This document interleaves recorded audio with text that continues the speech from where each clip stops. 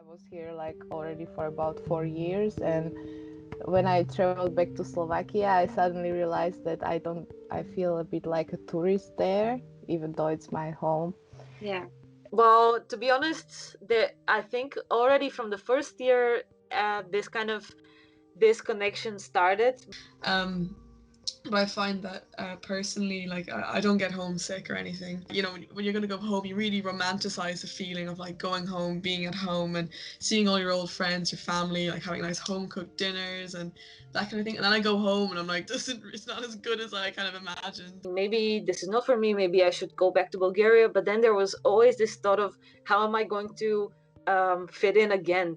Adapt back to that, and I do eventually, but I don't actually like it as much anymore. I realized when I came back now how much more I like being here. So if I'm born in Syria and also I'm Palestinian, so I get a passport that says that I'm a Palestinian refugee. It's a travel document for Palestinian refugee. It's not even called a passport. And then I was thinking, like, I don't want to stay here. I want to go outside. I want to see the world, and I want to find a place that can give me rights at least, or where I can feel at least as a human being, you know? I also has to do that extra step more than anyone because of where I am from or what my name or whatever. I saw the building is like falling apart, you know, all the rockets and the bullets holes in the building or where I used to sleep. I did not have this strong connection of the idea of home. Like this is just a bunch of blocks are set together to make a room so we can sleep in. Where is home, you know?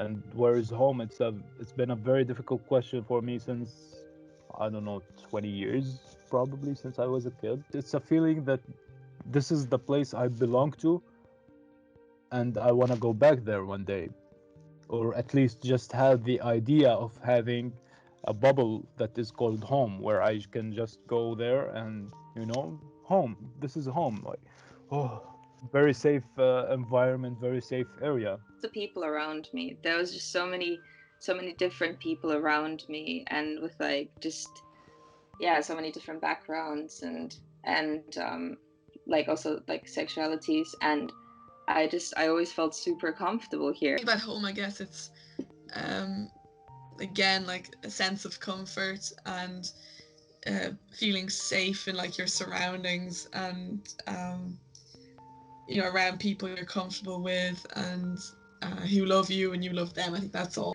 It's just peaceful, and people are really respecting each other's privacy, for example, or they're considerate, feel at home or feel safe. That's very important.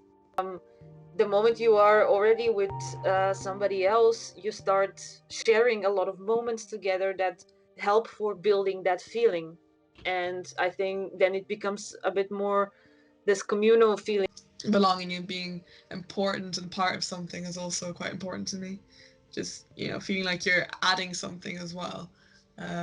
Like a mutual benefit type thing. So you're giving, you're getting back.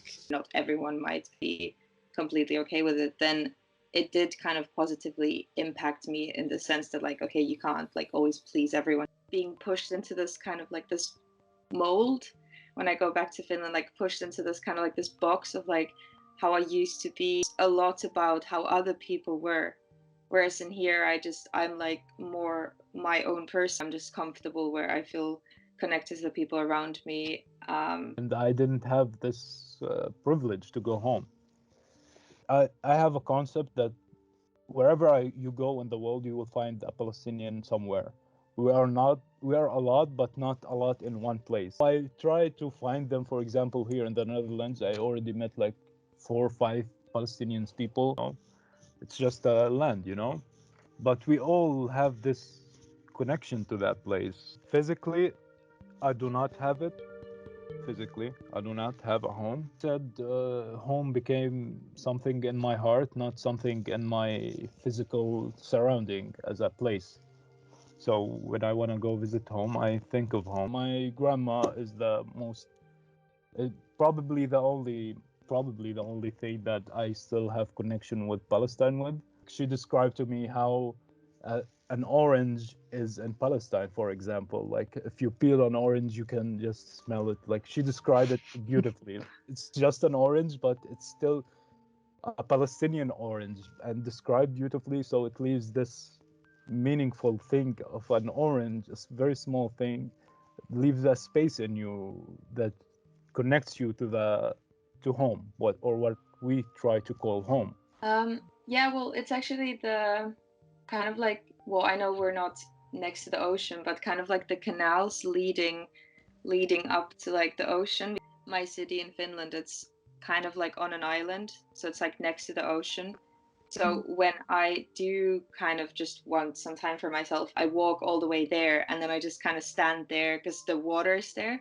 So that's the one thing that here is kind of that reminds me of my home in Finland. That gives me this kind of like peace when I do need it.